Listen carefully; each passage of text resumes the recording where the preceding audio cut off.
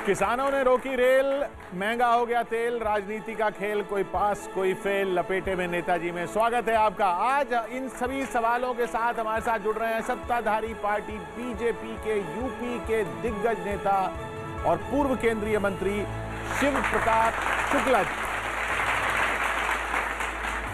शुक्ला जी, अभी तो सब लोग सवाल पूछ रहे हैं कि किसानों की समस्या से निपटेंगे कैसे आप? किसानों की समस्या के लिए हम लोगों ने उनके उत्थान के लिए कानून बना दिया है। तो फिर ये लोग क्यों नहीं समझ रहे हैं जो बैठे हैं बॉर्डर पर? समझ इस नाते रह रहे हैं कि उनकी एक ही बात है कि कोई न कोई उनको समझा रहा है कि मत समझो। इस नाते वो नहीं समझ रहे हैं। हमने 12 चक्र की वार्ता किया। 12 चक्र की वार्ता के बाद यहाँ सहमत होकर के जाते हैं और बाद में कहते हैं नहीं, खत्म करो।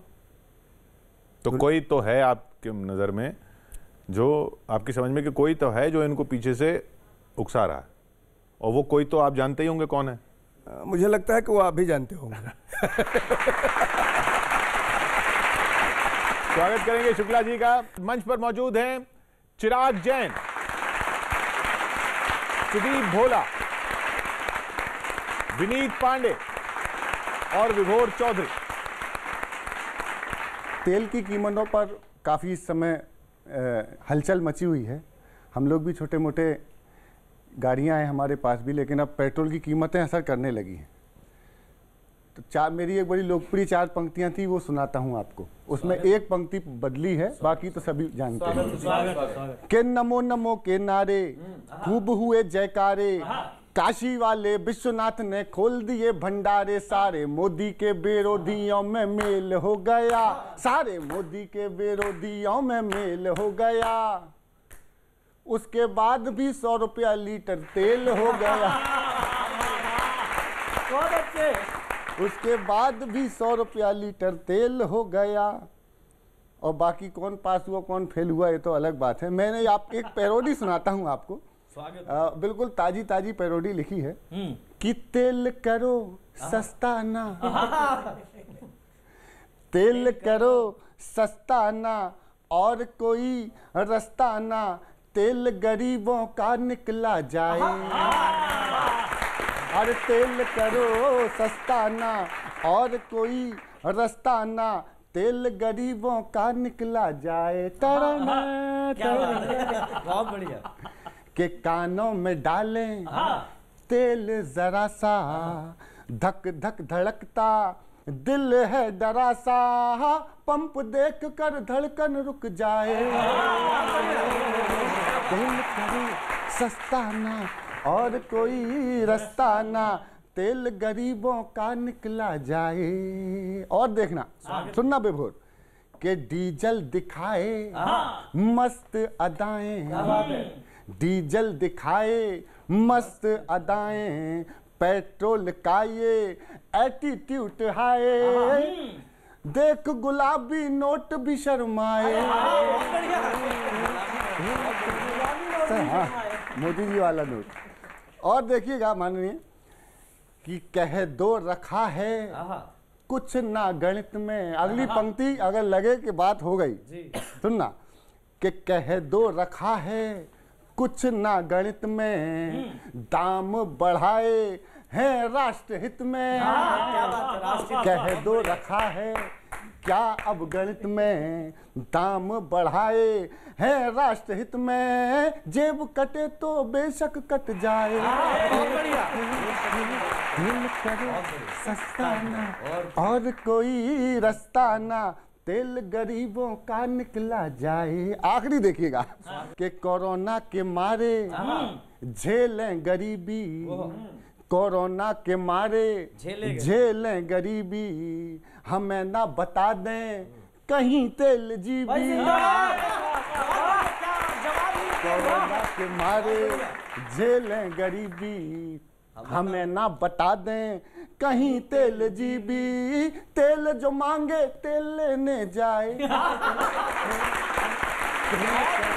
सस्ता ना, और कोई रास्ता ना, तेल गरीबों का निकला जाए। क्या ये जवाब दिया जाएगा 100 रुपए पेट्रोल का?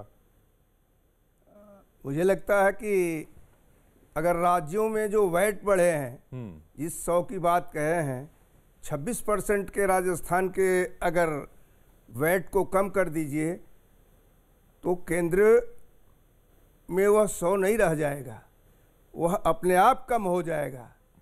निश्चित रूप से यह 100 हर जगह नहीं है, बल्कि जहां वैट बढ़ा है वही है। इस नाते आपका जवाब इसी में मिल जाता है। तो आपके जहां सरकार है वहां उन राज्यों में कम कर दीजिए। उसमें तो कम हुआ है, उसमें भी कम हुआ है, हर जगह हमने कम किया है। लेकिन कहने के बावजूद भी कांग्रेस ने इसको नहीं किया है, कांग्रेस की सरकारों ने, और नहीं किया है तो इसी नाते गंगानगर में 100 पहुंच गया है। ये इतनी जगह कांग्रेस की सरकारें हैं क्यों जो ये ना रहे तो सब कुछ नहीं, लेकिन 100 हर जगह नहीं है किशोर जी, 100 हर जगह नहीं है। 100 तो केवल वहीं पर है, अन्य जगहों पर भी कम है। दिल्ली में भी वैट की स्थिति कम नहीं है, दिल्ली में भी अधिक है। तो जहां जहां ऐसी स्थिति है वहां 80 और 90 के बीच क्या है, और जगहों पर 100 है। लोग इस समय पेट्रोल की बढ़ती कीमतों को लेके तरह तरह के सवाल कर रहे हैं, सब सवाल करेंगे, लेकिन मैंने जो कविता तैयार की है उसमें सवाल नहीं। वित्त मंत्री रहे हैं शुक्ला जी, संभाल के कीजिएगा। जी जी बिल्कुल बिल्कुल, और ये खुश भी हो जाएंगे क्योंकि मैंने सवाल नहीं किए हैं, मैंने जवाब दिए हैं तमाम सवालों के। और इसको सुनने के बाद फिर कभी कोई सवाल करेगा नहीं कि ये महंगाई क्यों हुई, पेट्रोल के दाम क्यों बढ़े। सुनिएगा आप। स्वागत है। मैं मतलब आप ये समझ लीजिए कि आपकी तरफ से बोल रहा हूं पब्लिक को। हाँ भाई, देश की बीच वाली क्लास, हाँ भाई देश की बीच वाली क्लास, तड़प क्यों रहे हो तो रहा है विकास। क्या बात है। तड़प क्यों रहे हो तो रहा है विकास। आज तक जो किसी सरकार ने नहीं किया, हमने वो काम करके दिखा दिया। कांग्रेस ने 70 का पेट्रोल देकर तुम्हें लूटा, जनता दुखी थी, आहत थी, वो तो हमने 100 तक पहुंचाकर पेट्रोल को इज्जत और तुम्हें राहत दी। बहुत बढ़िया। वो तो हमने 100 तक पहुंचाकर पेट्रोल को इज्जत और तुम्हें राहत दी। पता नहीं विकास की गति तुम्हें दिख क्यों नहीं पा रही है। जिस सिलेंडर में सिर्फ 400 की गैस आती थी, उसमें अब 800 की गैस आ रही है। उसी में अब 800 की गैस आ रही है। वैसे भी कीमतें 14 तक ही सरकार के कंट्रोल में थी। हमने भी तभी तक धरना प्रदर्शन रैलियां की। हमारी सरकार आते ही नियंत्रण के गड्ढे को भर दिया, तेल वेल गैस वैस सबको आत्मनिर्भर कर दिया। बहुत बढ़िया। तेल वेल गैस वैस सबको आत्मनिर्भर कर दिया। और लोगों ने ये भी ठीक ही कही, एक पेट्रोलियम मंत्रालय करके है तो सही, क्या बात है, पर जब तक समस्या गंभीर न हो संज्ञान नहीं लेता। इतनी छोटी सी बात पर इतना बड़ा मंत्रालय ध्यान नहीं देता। इतनी छोटी सी बात पर इतना बड़ा मंत्रालय ध्यान नहीं देता। और अगली पंक्ति पर तो जितने सवाल करने वाले हैं उन सबके मुंह एक साथ बंद हो जाएंगे। इतनी छोटी सी बात पर इतना बड़ा मंत्रालय ध्यान नहीं देता। हमने जबरदस्ती तो नहीं की कि 100 का लीटर पेट्रोल भराओ, 100 रुपए में 2 लीटर दूध आता है, पियो और साइकिल चलाओ। वाह, बहुत बढ़िया। 100 रुपए में 2 लीटर दूध आता है, पियो और साइकिल चलाओ। इसका फायदा तुम्हें आगे नजर आएगा, वातावरण साफ होगा और योग भी हो जाएगा। वाह, बहुत बढ़िया विनीत भाई। वातावरण साफ होगा और योग भी हो जाएगा। लगे हाथों लोग रोजगार पाएंगे। गाड़ियां कम होंगी तो रिक्शे चलाएंगे, गाड़ियां कम होंगी तो रिक्शे चलाएंगे। और भी अनेक लाभ हैं, वो तुम्हारी समझ में नहीं आएगा। इस एक कदम से आत्मनिर्भर, स्वच्छ भारत, निरोग भारत, रोजगार, शौचालय सब पूरा हो जाएगा। तुमने हमें वोट दिया है तो तुम्हारी भलाई के लिए उचित कदम लेंगे। अब तुम पर चाहे जो बीते, हम भारत को विश्व गुरु बनाकर ही दम लेंगे। हम भारत को विश्व गुरु बनाकर ही दम लेंगे। ये बताइए शुक्ला जी, अगर वैट राज्य सरकारें कम करेंगी तो उनका वैट फाइनेंस कहां से आएगा? आप तो वित्त मंत्री रहे हैं, उनके भी तो बजट है ना। देखिए किशोर जी, सबसे बड़ी बात यही है कि राज्य अपने स्टेटस को देख रही हैं, अपने शासन को देख रही हैं, कैसे चला है इसको देख रही हैं। मुझे लगता है कि कुछ चीज़ें बढ़ती हैं तो स्वाभाविक है उस पर चर्चा होती है, लेकिन मैं ये जरूर करना चाहूँगा कि किसी ने भी अपने उसमें ये नहीं कहा कि आज भी नरेंद्र मोदी जी की सरकार लॉकडाउन के बाद भी उन गरीबों को मुफ्त में अनाज दे रही, आज भी अनाज दे रही है। जिसके आपने कहा कि तेल वो पूरे वर्ष भर हमने ये काम किया कि उनको बिना एक भी नया पैसा दिए वो किया। गैस और ये स्वाभाविक है कि बाहर की कंपनियों से आते हैं तो उसके कभी दाम घटते हैं कभी दाम बढ़ते हैं। सेंट्रल गवर्नमेंट हमेशा इस पर कायम रहती है, राज्य अपने स्तर पर रहते हैं, जो उनके वैट होते हैं, अन्य टैक्सेस होते हैं, उस पर वो करते हैं। तो केवल आरोप मेरे ही ऊपर मत लगाइए, जरा वहाँ भेजाइए। चलिए, आरोप नहीं है सर, निवेदन है हमारा, आरोप नहीं। भाई साहब प्रणाम करता हूं आपको। धन्यवाद। बहुत आसान होता है भाई साहब, सरकार पे क्वेश्चन कोई भी कर लेता है, लेकिन जिस तरीके से आजकल देश में दो ही जातियां हैं, ये मेरा अपना चिंतन है। एक जाति वो है जो सरकार से सवाल पूछती है, और दूसरी जाति वो है जो सरकार की ओर से जवाब देती है। सरकार इसमें कहीं नहीं है। तो वो जो सरकार की ओर से जवाब देती है, किशोर जी वो क्या तर्क देती है, मैंने इस पर एक आनंद का गीत लिखा है कि कर लो कितने भी रीटेक फिर भी आएगी बीजेपी। बहुत अच्छे। एक ही जवाब होता है, चुनाव हम जीत रहे, बात खत्म। कर लो कितने भी रीटेक फिर भी आएगी बीजेपी, चाहे कितने लग जाएं ब्रेक फिर भी आएगी बीजेपी। जो भी प्रश्न उठाए उसका माइक बंद करा दो, जो भी प्रश्न उठाए, पर मैंने सोचा कि इससे भी सरकार की इनकम होनी चाहिए। तो आपका माइक जो तो बंद भी नहीं हो रहा। प्रश्न उठाए उसका माइक बंद करा दो, या फिर हर क्वेश्चन पर थोड़ा क्वेश्चन टैक्स लगा दो, या फिर हर क्वेश्चन पर थोड़ा क्वेश्चन टैक्स लगा दो। और जवाब तो देना ही नहीं, क्योंकि उत्तर हर क्वेश्चन का एक फिर भी आएगी बीजेपी। कर लो कितने भी रीटेक फिर भी आएगी बीजेपी। पहले रेट बढ़े तो तुमने ही आवाज उठाई, पहले रेट बढ़े तो तुमने ही आवाज उठाई। अब मोदी के शासन में क्यों बढ़ती है महंगाई, इसका भी जवाब देते हैं। अब मोदी के शासन में क्यों बढ़ती है महंगाई, कह दो इंटेंशन है नेक फिर भी आएगी बीजेपी। कर लो कितने भी रीटेक। और वो क्या हुआ पिछले दिनों, राहुल गांधी जी ने बड़ा हंगामा मचाया, कांग्रेसियों ने बड़ा हंगामा मचाया कि मोदी जी ने अपने ऊपर फिल्म बना ली, इससे मोदी जी का प्रचार हो रहा है। तो भाजपाइयों ने कहा भाई तुम राहुल गांधी पे बना लो, बोले नहीं उससे भी मोदी जी का ही प्रचार होता है। तो ये जो विपक्ष की स्थिति है, विपक्ष की लोकतंत्र में महत्वपूर्ण भूमिका होनी चाहिए। और मैं हमेशा कहता हूं भाई साहब कि विपक्ष यदि बलवान हो, विपक्ष यदि प्रभावी हो, तो कोई भी शासन निरंकुश नहीं हो सकता। तो मैं इसके लिए भी, क्योंकि हम तो लोकतंत्र के साथ हैं, कि ये विपक्ष की नाकामी है जनता को समझाओ। ये और इतने आत्मनिर्भर हैं इस समय हमारे प्रधानमंत्री जी, हमारी सरकार, कि ये विपक्ष की नाकामी है जनता को समझाओ। लोकतंत्र के लिए सदन में स्वयं विपक्ष बनाओ, अपनी नैया अपनी लेक फिर भी आएगी बीजेपी। कर लो कितने भी रीटेक फिर भी आएगी बीजेपी। ये ऐसा क्यों होता है कि जीत तो फिर आखिर बीजेपी जाती है इतने सवालों के बाद भी? देखिए, जीत किशोर जी इस नाते बीजेपी जाती है कि प्रहार बाहर से किए जाते हैं और इस पर यह नहीं देखा जाता है कि सरकार उन तक जो वोट देते हैं उन तक कैसे पहुंचती है। उन तक पहुंचती है उनको विश्वास में लेकर, उनको सुविधा दे करके, उनकी वास्तविक आवश्यकता को समझ करके। हमने नोटबंदी की बात आपने जो दिखाई किया, लेकिन जनधन खाते की बात नहीं किया। जनधन खाते पर हमारी आलोचना हुई और ये कहा गया कि ये कौन सा खाता है कि बिना पैसा जमा किए खाता खुल रहा है। आज वही खाता है जिसमें लगभग 1.5 लाख करोड़ रुपए जमा हो चुके हैं, जिसमें पैसे नहीं जमा करने की बात थी, बिना जमानतदार के खाते खुले।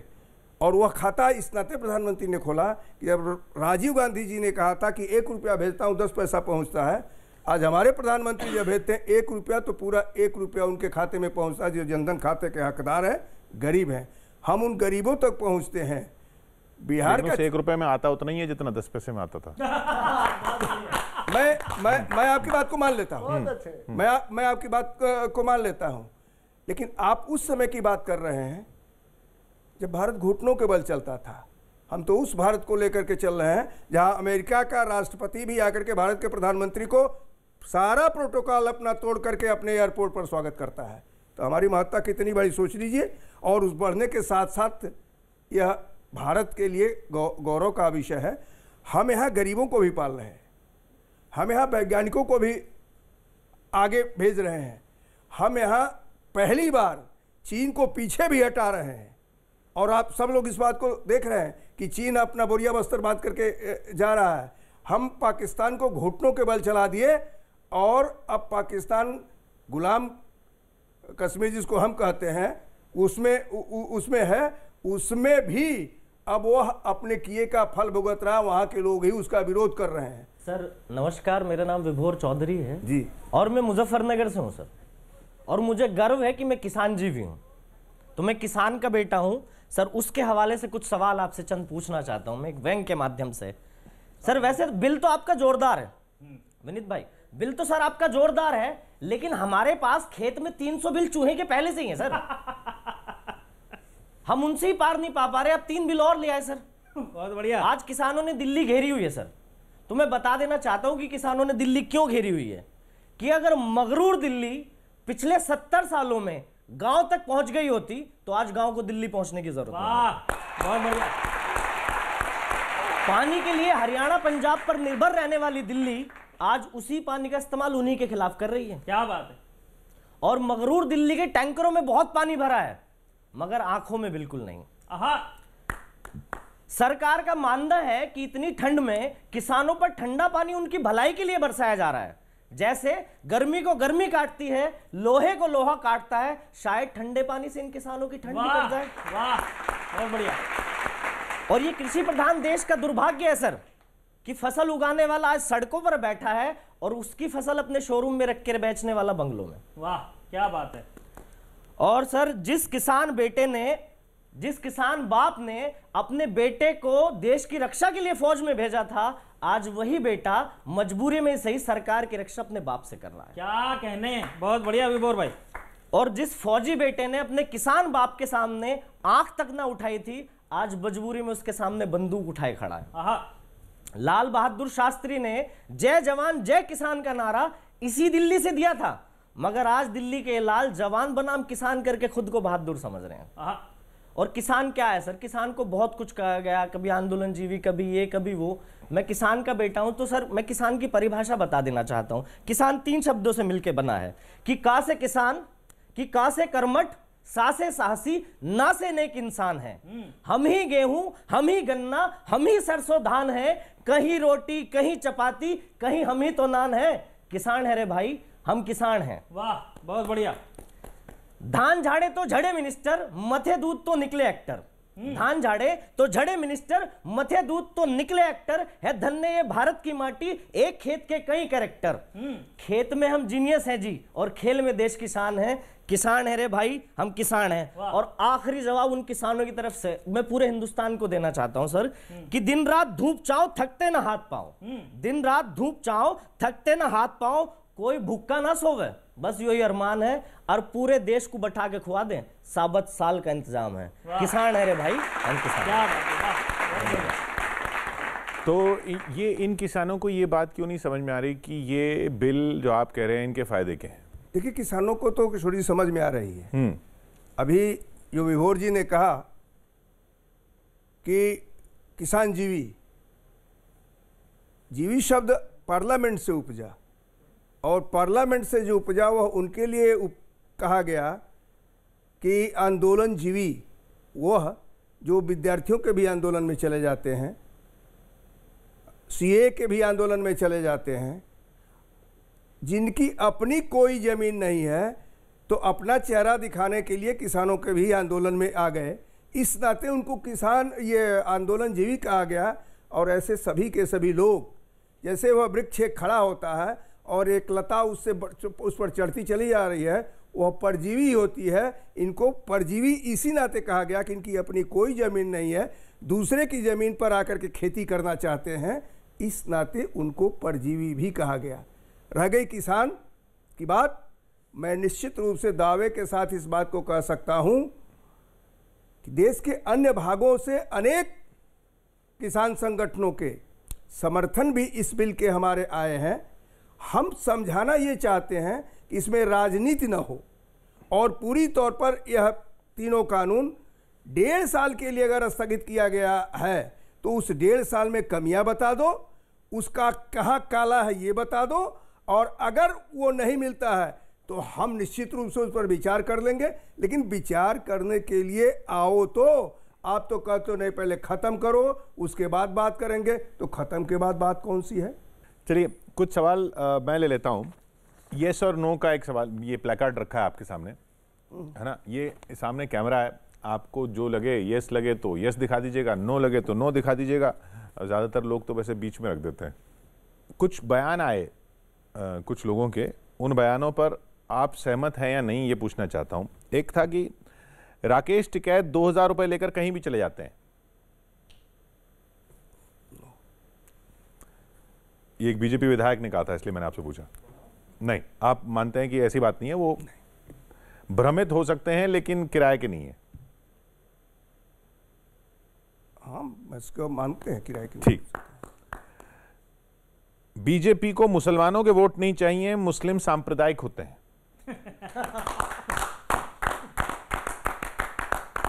ये हेमंत विश्व शर्मा जी ने कहा अभी।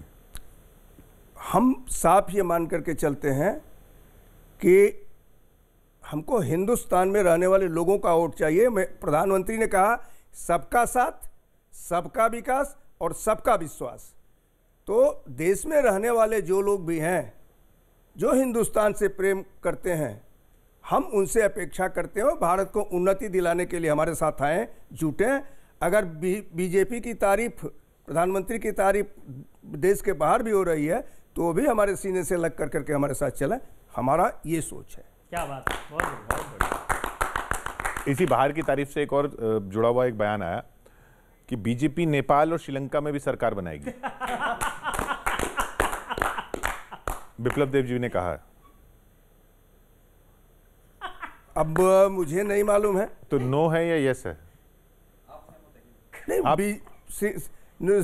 श्रीलंका या जो है नेपाल, ये दूसरे देश हैं, तो बीजेपी वहां क्यों जाएगी? चलिए, आप ही की पार्टी ने दिया है सर बयान। अब मुझे नहीं मालूम है। नो, चलिए नो दिखा दीजिए। नेताजी सुभाष चंद्र बोस की हत्या की साजिश कांग्रेस ने रची थी। क्या ये विषय जांच का है, इस नाते जांच एजेंसी कई बार हुई, पलटी भी गई, तो उसकी जब तक रिपोर्ट नहीं आ जाए तब तक हम कुछ नहीं कर सकते हैं। ये साक्षी महाराज जी ने कहा। ठीक है, हम अपनी बात कह रहे हैं। चलिए एक और बयान की बात करते हैं। सीएए के बाद पूरे देश में एनआरसी लागू होगा। नहीं,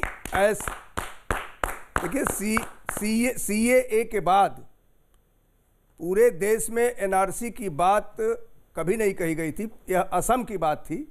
लेकिन अगर पूरे देश में एनआरसी की बात लागू होने की बात आती है तो बाहर के लोगों के लिए आती है, देश के अंदर रहने वाले लोगों के लिए नहीं आती है। क्या बात।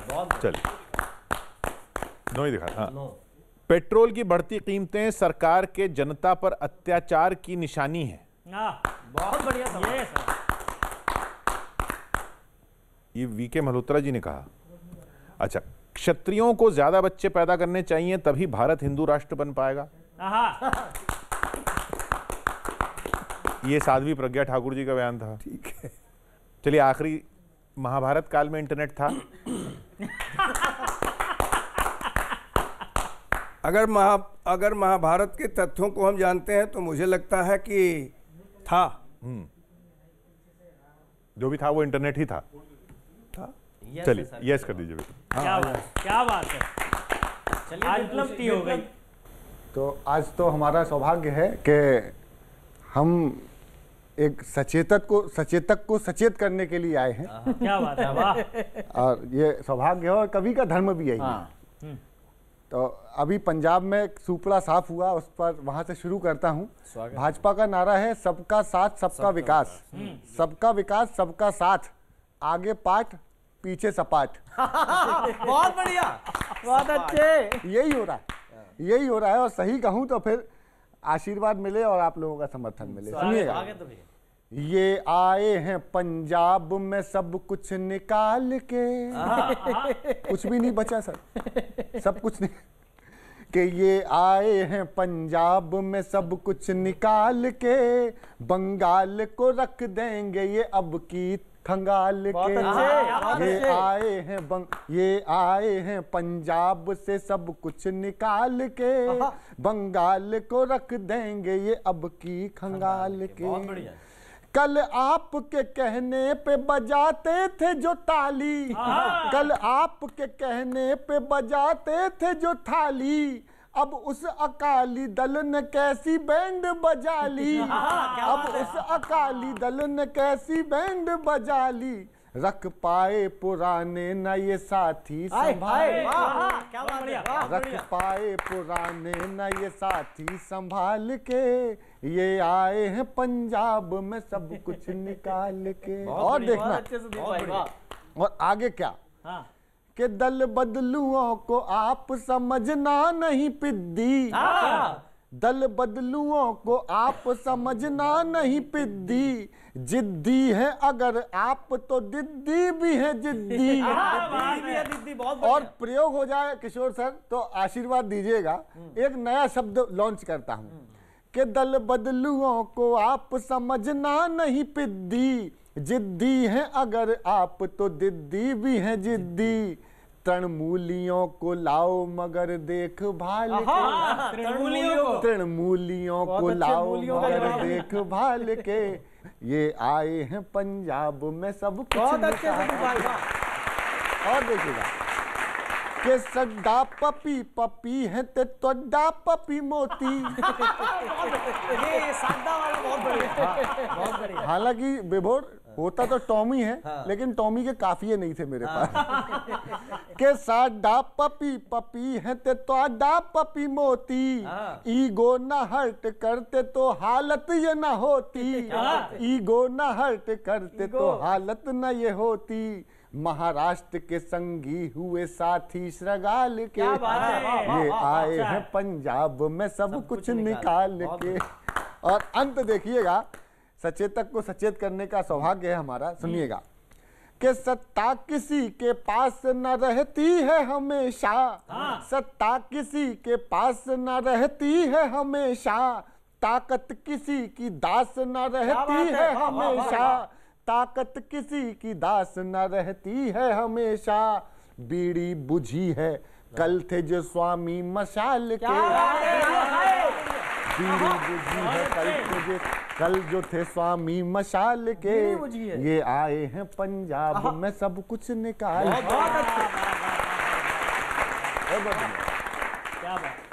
कुछ तस्वीरें देखते हैं और बस मैं आपसे छोटे छोटे सवाल पूछूंगा, जल्दी जवाब वाले।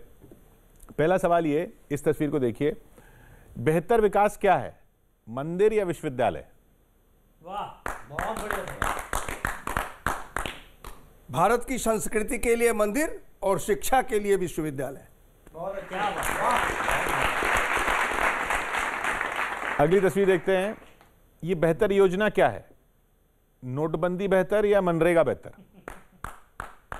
नहीं, बेहतर मनरेगा है, लेकिन उसी मनरेगा को आगे बढ़ाने के लिए जिन लोगों ने भारत को अपने बाहरी नोटों से खरीद लिया था, उनके लिए नोटबंदी बेहतर है। अगली तस्वीर, दो तस्वीरें हैं, इनमें आपकी नजर में बेहतर मुख्यमंत्री कौन है? हमारे दोनों मुख्यमंत्री बेहतर मुख्यमंत्री हैं, अपने अपने राज्यों के दोनों बेहतर मुख्यमंत्री हैं। इसमें फंसेंगे नहीं शुक्ला जी। अच्छा चलिए, मुख्यमंत्री तो आपने बेहतर नहीं बताया, अर्थशास्त्री बताइए इन दोनों में बेहतर कौन है? ये तो बता दीजिए। देखिए, मैं मान सकता हूं कि अर्थशास्त्री मनमोहन सिंह हमसे बेहतर है। वित्त मंत्री? कौन वित्त मंत्री तो मैं ये कह सकता हूं कि अरुण जेटली सबसे बेहतर है। चलिए अगली तस्वीर, इन दोनों आंदोलन में सही आंदोलन कौन सा? अन्ना आंदोलन या किसान आंदोलन? क्या आंदोलन का अपना एक विषय होता है, उस विषय पर अलग अलग आंदोलन होता है और समय के साथ ही आंदोलन अपने आप स्थगित होता है। वह भी स्थगित हुआ, यह भी स्थगित होगा। क्या बात, क्या बात। चलिए आखिरी सवाल, इन दोनों में बेहतर विपक्ष कौन है? मुझे लगता है कि जब दोनों आमने सामने आएंगे तो एक दूसरे का मुंह नोचेंगे। और दोनों साथ आ गए तो? दोनों साथ आ गए तो? दोनों साथ आएंगे तो बुए और भतीजा हो जाएंगे।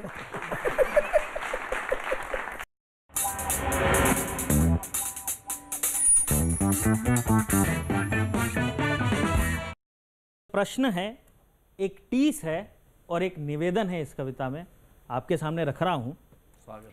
कि बीजेपी के एक सीएम ने कहा कि आप नेपाल और श्रीलंका में भी सरकार बनाएंगे तो ये हाल फिलहाल ही होगा या सब कुछ बेचने के बाद ही जाएंगे? बहुत अच्छे, बहुत अच्छे। तो ये हाल फिलहाल ही होगा या सब कुछ तो ये हाल फिलहाल ही होगा या सब कुछ बेचने के बाद ही जाएंगे? माना अंदर की बात थी पर सार्वजनिक ये चीज हो गई। ये तो वैसे ही हुआ मानो भाजपा की टूल किट रिलीज हो गई। बहुत अच्छे, बहुत अच्छे, वाह। मानो भाजपा की टूल किट रिलीज हो गई। सपने देखिए और उन्हें पूरा भी कीजिएगा। पहले निकाय चुनावों को संभालिए, फिर विदेशों में सरकार बना लीजिएगा। बहुत अच्छे, बहुत अच्छे। फिर विदेशों में सरकार बना लीजिएगा। किसान नाराज हुए, लेने के देने पड़ गए। उधर आप टीएमसी के नेता तोड़ते रहे, इधर पंजाब में देओल साहब के सारे हैंडपंप उखड़ गए। बहुत अच्छे, बहुत बढ़िया। लोग महंगाई से त्रस्त हैं, आप चुनाव प्रचार में व्यस्त हैं। चाहे जमा पर इंटरेस्ट रेट का इंतजाम हो, प्लेटफॉर्म की टिकट या राशन का दाम हो, देखने से ही बुद्धि चकराने लगती है।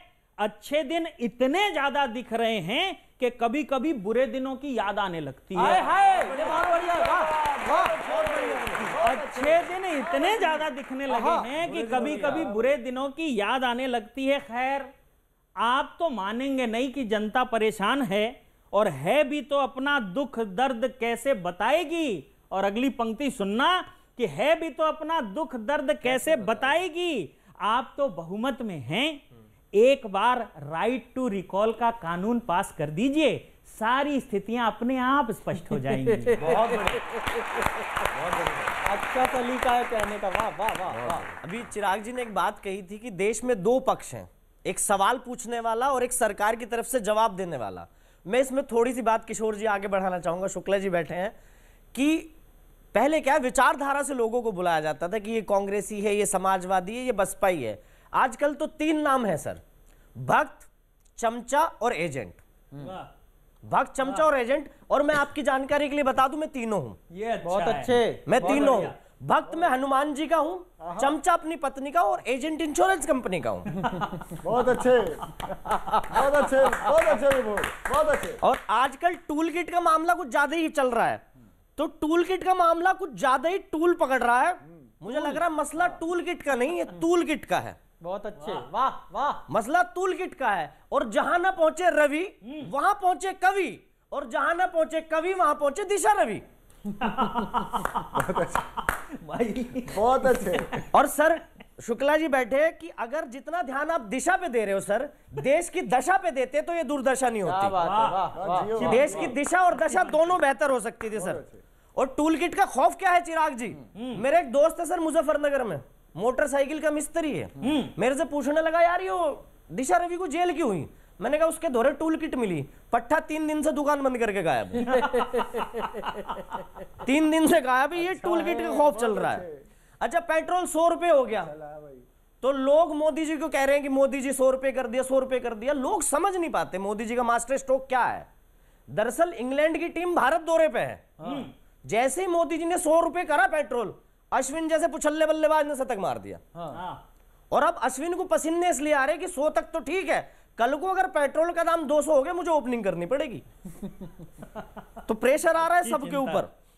और पेट्रोल का दाम तो साहब इतना आसमान छू रहा है कि कुतुब मीनार तक शर्मा रही है पेट्रोल के ऊंचे दाम से। कल लाल किले पे खड़े होकर हाई हील के सैंडल ले रही थी। ये अच्छा है भाई। कल लाल किले पे खड़े होकर हाई हील के सैंडल ले रही थी। बहुत अच्छे। और महंगाई कर रहे हैं सब की महंगाई है। मैं तो ये मानता हूं सर, और मैं क्या मानता हूं, गीता में श्री कृष्ण भगवान ने कहा है कि जो चीज आई है वो जाएगी। भाई पहले अंग्रेज आए थे, चले गए, बहुत अच्छे। फिर कांग्रेस आई, चली गई, और अब बहुत बढ़िया। अब महंगाई आई है, चली जाएगी। आपको क्या लग रहा है मैं बीजेपी कहूंगा? सर देशद्रोही थोड़ा इन्हें कहलवाना है। बहुत अच्छे, बहुत अच्छे। अच्छा है, अच्छा विभो। और मैं सर आपसे बिल्कुल नहीं पूछूंगा महंगाई क्यों हो रही है, पेट्रोल 100 रुपए क्यों हो रहा है, बिल्कुल नहीं पूछूंगा, क्योंकि मुझे आपका जवाब पता है और धीरे धीरे देश को भी पता चल रहा है। इस देश में कुछ भी हो रहा है नेहरू की वजह से हो रहा है सर। तो आपसे बिल्कुल नहीं पूछूंगा। निर्मला ताई जी, उन्होंने एक बयान दिया था पिछले दिनों कि हिंदुस्तान में जो मंदी है वो ओला और उबर की वजह से है। मैं ताई जी से एक बात पूछना चाहता हूं, बहुत बारीक टिप्पणी, आप लोगों का ध्यान चाहूंगा। निर्मला जी ने कहा कि हिंदुस्तान में जो मंदी है उसका कारण ओला और उबर है। ताई जी, जब हिंदुस्तान का किसान ये बात बोलता था कि ओला की वजह से उबर नहीं पा रहा हूं, ओला की वजह से उबर नहीं पा रहा हूं, तो तब आप यकीन नहीं करती थी। अब हम आपकी बात का यकीन कैसे कर लें? मैं भाई साहब अभी कह रहे थे आपकी वो जनधन खातों का कोई जिक्र नहीं करता, ये गलत बात है। बस लोगों का ऐसा नहीं है कि वो जनधन खातों से प्यार नहीं करते, लोग आज तक ये समझ नहीं पा रहे हैं। जब हमारे पास ऐसी वित्त नीतियां थी कि सारे ही खाते बिना पैसों के हो जाएंगे, तो जनधन खाते अलग से खोजने की जरूरत क्या थी? अच्छा है, बढ़िया। लेकिन फिर भी मैं कुछ वर्तमान राजनीति पर कुछ एक दोहों की पैरोडी करता हूँ सुदीप। कुछ बहुत प्रसिद्ध दोहे कबीर के और रहीम के, उनमें जो प्रसिद्ध दोहे हैं उन पर कुछ व्यंग्य करना चाहता हूँ। जब सरकार की कोई निंदा करता है तो किशोर जी सरकार क्या करती है, क्या शानदार नीति है। देखिए सरकार ऐसी चलनी चाहिए। हाँ। कि निंदक घेरे राखिए के सन में उलझाए, प्रश्न पूछने पर कहीं फाइल ना खुल जाए। और बीच में पता लगा जी शरद पवार जी ममता बनर्जी से मिलने गए बंगाल चुनाव से पहले, तो फिर मोदी जी के मन में क्या आ रहा होगा कि मोदी कहे पवार से तू क्या देखे मोय, एक दिन ऐसा आएगा मैं देखूंगा तो, मैं देखूंगा तो। और चुनाव जीतने के लिए क्या स्ट्रेटेजी है वो मैं 2 पंक्तियों में कहता हूं कि जिस दल से लड़ना पड़े उसका नेता खींच, ममता दी इकली चले बैठे जबड़ा भी। बहुत बढ़िया। और क्यों वो सारे नेता खींचे चले आते हैं, उस चुंबक का कारण बताता हूँ। बहुत प्रसिद्ध दोहा है कबीर का कि पुलिस शाह दो खड़े काके लागू पाए, पुलिस शाह दो खड़े काके लागू पाए, बलिहारी है शाह की कमल तले ले जाए, कमल तले ले जाए, अपनी हालत देख कर दई कांग्रेस रोए, अमित शाह के वार से अपना बचा न को। और एक बहुत ही प्रसिद्ध दोहा भी, वैलेंटाइन का माहौल भी चल रहा है, तो प्रेम पर एक कबीर का दोहा है, उस पर पैरोडी की है कि हर एक दल मिलने लगा बीजेपी से जाए, लोकतंत्र अब सांकरा या मैं दो ना समाए, या मैं दो ना समाए। और हमारे अमित शाह जी कितने सबको प्यार करते हैं, ना काहू से दोस्ती ना काहू से बैर, तो खड़े शाह बाजार में मांगे सबका साथ, सबको झोले में भरे हंसिया हो या क्या बात। और अंतिम दोहा सुनाता हूं। भारतीय जनता पार्टी ने जो राजनीति पूरी दुनिया को सिखाई है, ये पूरी दुनिया के राजनीतिज्ञों को सीखनी चाहिए, उनको जो राजनीति ही करने आए हैं, कि बीजेपी ने अब लिया ऐसा गेट बना, होते होंगे आविष्कार, ये आविष्कार देखना। बीजेपी ने अब लिया ऐसा गेट बना, भीतर सब जन आ सके, बाहर कोई ना जाए, बाहर कोई ना जाए। क्या बात है सर। दो नेता आपस में बातचीत कर रहे हैं, एक जूनियर नेता है और एक सीनियर नेता है। सीनियर नेता जूनियर नेता को राजनीति सिखा रहा है, देश में क्या हो रहा है उसे ट्रेनिंग दे रहा है कि जनता से कैसे निपटना है, जनता क्या करती है। बस वही कविता है, सुनिएगा साहब। अर्थव्यवस्था गिर गई, ये बात इतनी विचित्र तो नहीं, गिरी है तो उठ भी जाएगी। अर्थव्यवस्था है, राजनीति का चरित्र क्या तो कहने, आहा, बढ़िया बात। वाह। अर्थव्यवस्था है, राजनीति का चरित्र तो नहीं। और ये आम लोग समझ से बाहर की बात पे इतना तन जाएंगे, मचल तो ऐसे रहे जैसे अर्थव्यवस्था के ऊपर उठते ही सारे कलेक्टर बन जाएंगे। बढ़िया बात है। सारे कलेक्टर बन जाएंगे। अर्थव्यवस्था गिरे या उठे, ये जहां हैं वहीं रहेंगे, ये तो पक्का है। फिर भी इनके झूलने के लिए 5 ट्रिलियन वाला झूला तो दे ही रखा है। क्या कहने, वाह वाह वाह वाह। जिस पर ये मौके बेमौके झूल जाएंगे। अभी चाहे जो कह लें, चुनाव आते आते सब भूल जाएंगे। बहुत अच्छे, अच्छा व्यंग्य, वाह वाह वाह। अभी चाहे जो कह लें, चुनाव आते आते सब भूल जाएंगे। रहा सवाल 5 ट्रिलियन का, वो तो चुटकी बजाते हो जाएगा ही। सारी चीजें बिकेंगी तो पैसा भर भर के आएगा ही। क्या बात, बहुत बढ़िया। पैसा भर भर के आएगा ही। और ये हमारे भाषणों, वादों, जुमलों को सीरियसली लेते रहेंगे।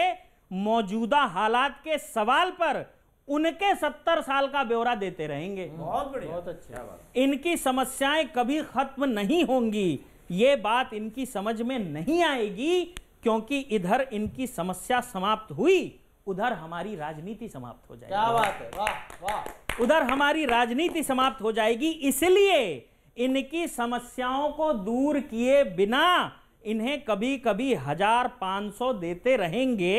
ये टीवी रेडियो पर हमें सुनते रहें और हम हमेशा की तरह एक आधा नारा देकर विकास के नाम पर इनसे वोट लेते रहेंगे, लेते रहेंगे। बहुत बहुत धन्यवाद।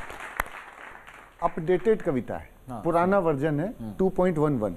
स्वागत। टूल किट से अपडेट की। नई टूल किट आई तो ना कि ये कैसी आजादी, हर ओर बर्बादी, गंदी गंदी राजनीति ने लंगोटी बिकवा दी, संसद लगता हल्दी घाटी का मैदान हो गई, गांधी बाबा तेरी खादी बदनाम हो गई, बदनाम हो गई। 2 अंतरे बिल्कुल नहीं सुनना, और बिल्कुल ये समझ नहीं पाओगे मैंने किसके पक्ष में बोला है और किसके विपक्ष में। स्वागत है जी।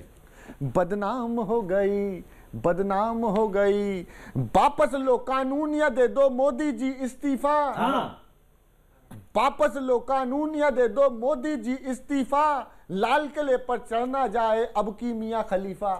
क्या बात है। लाल किले पर चढ़ना जाए अब की मियां खलीफा। अबे वो सुनना, इंटरनेट बंद होते ही वो किसान हो गई, बाबा तेरी खादी बदनाम हो गई, बदनाम हो गई। और ममता दीदी जोर जोर से मचा रही थी हल्ला, ममता दीदी जोर जोर से मचा रही थी हल्ला, सरेआम इंसल्ट हो गई, हाय अल्लाह हाय अल्लाह। अरे सरेआम इंसल्ट हो गई। तो मैंने पूछा दीदी क्या इंसल्ट हो गई? अरे सरेआम इंसल्ट हो गई, हाय अल्लाह हाय अल्लाह। कारण पूछा तो बतलाया, जय श्री राम हो गए, गांधी बाबा तेरी खादी बदनाम हो गए। इस समय जो माहौल चल रहा है, किसानों के बारे में बहुत सारी बातें कही जा रही हैं। एक कविता रखता हूं, किसान कौन है, क्या करता है और क्या चाहता है। इस कविता में यही है, सुनिएगा साहब। कि काफी दिनों से सोच रहा था एक बात, कि कौन ढो सकता है इतना वजन एक साथ। मौसम की मार, मंदा व्यापार, परिवार की परेशानी, ट्यूबवेल का घटता पानी, महाजन का सूद, बच्चों का वजूद, सरकार का कर्ज, एक बाप भाई बेटे का फर्ज, ये सब अंतहीन हो सकता है। भाई इतना वजन तो एक किसान ही ढो सकता है। बहुत बढ़िया भाई इतना वजन तो एक किसान ही ढो सकता है। ये वो किसान नहीं जो सिर्फ दस्तावेजों में पाए जाते हैं, ये वो हैं जिनके द्वारा असली खेतों में असली फसल उगाए जाते हैं। ये वो किसान नहीं जिनके गले में टाई होती है, ये वो हैं जिनके पैरों में बिवाई होती है। ये वो हैं जिसे देश का अन्नदाता बताया जाता है। ये वो किसान हैं जिसके आगे जय लगाया जाता है। ये वो किसान हैं जिसके आगे जय लगाया जाता है। उसे नहीं पता मुद्रास्फीति क्या है, उसे नहीं पता मुद्रास्फीति क्या है, सरकार की आर्थिक नीति क्या है, उसे नहीं मालूम क्या होता है जीडीपी, जीएसटी या मुद्रा संकुचन। उसे बस इतना पता है अब के पैदावार होगी कितने मन। उसे फिक्र नहीं किस देश के साथ कौन सा एमओयू साइन किया जाएगा। उसे चिंता है इस बार फसल कितने में बिकेगी, कितना बचाएगा, कितना चुकाएगा। वो नहीं देखता टीवी पर बुद्धिजीवियों के डिबेट। उसे दिखता है तो अपने परिवार का पेट। अपनी छोटी छोटी इच्छाओं को समय के गुल्लक में डालता है। जाने कितनों का पेट भरता है, कितनों का पेट पालता है। जाने कितनों का पेट भरता है और कितनों का पेट पालता है। और अंतिम पंक्ति पे आपका विशेष ध्यान, कितनों का पेट पालता है। चाहता है बस उसे किसी का मोहताज न होना पड़े, ऐसी परिस्थितियां न बने कि उसे फंदा बनाकर खुद अपना ही वजन ढोना पड़े, अपना ही वजन ढोना पड़े। शुक्ला जी, बहुत बहुत शुक्रिया आपका हमारे साथ यहाँ इस कार्यक्रम में, इस मंच पर जुड़ने के लिए। तो अगले हफ्ते फिर मिलते हैं लपेटे में नेताजी में, इसी वक्त इसी चैनल पर। देखते रहिए न्यूज़ 18 इंडिया।